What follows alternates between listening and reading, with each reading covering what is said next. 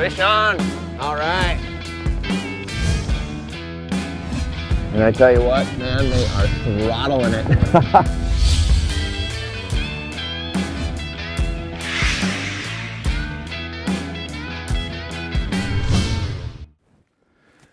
Hey, welcome to Tony Roach Outdoors. I'm joined with my good buddy Joel Nelson. You know, I spend most of the winter chasing fish across the ice belt, but guess what? Panfish have always been my passion, especially big bluegills.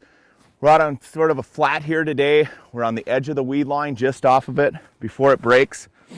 Just chasing some big gills around. We're gonna see what happens, huh, Joel? I love fishing gills. It's no secret by now, but it's definitely one of my favorite things to do all winter. And we're kind of early ice here. We don't have a ton of ice, but I sure like it whenever I can get out and fish bluegills. That's what I fish for when I'm just fishing for fun.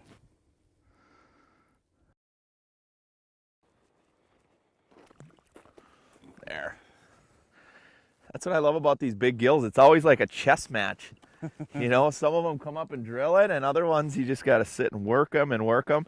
And I think that's the intrigue for me. That's why I love fishing these things, is the bigger they are, sometimes the more finicky they are. Look at that giant gill. Now that's a nice fish right there. Look at that fish, big old bump on its nose. That's a beauty. That is a beautiful gill anywhere you fish, I tell you what. You know, and that's the thing, is a lot of times the bigger the gills, the more finicky they get, and you've really got to, you know, do exactly what the fish wants you to do. For example, I dropped down on that fish. I was working it slow. As soon as I hit a point, he dropped right back down.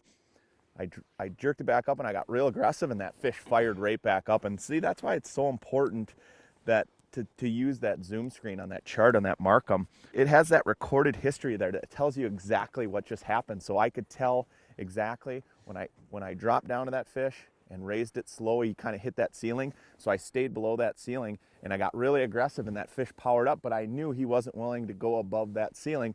So I stayed aggressive, but I stayed within his strike zone, if you will. And it's really important to triggering individual fish on an individual basis, especially those big gills. Let's get back down there. Alive. Looks like an aquarium down there.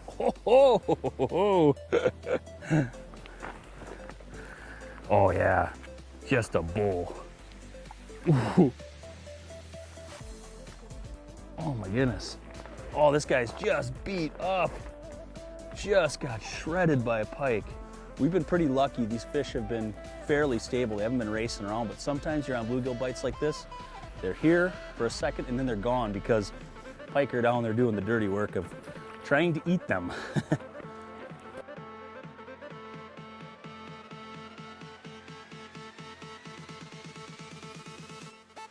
There he is.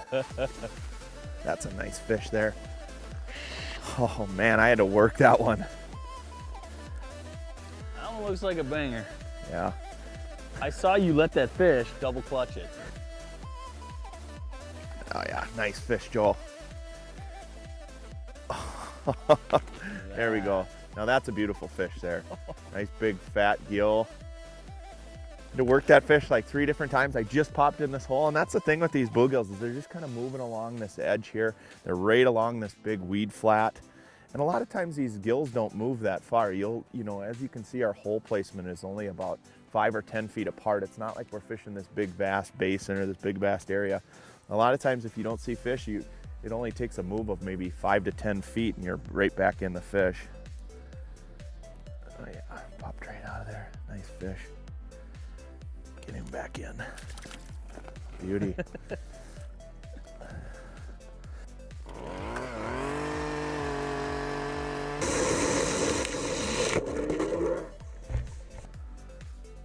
Here we go.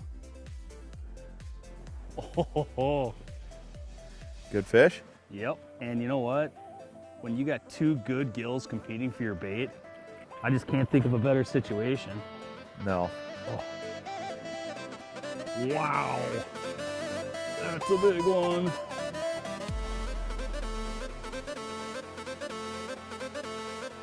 This is a big fish.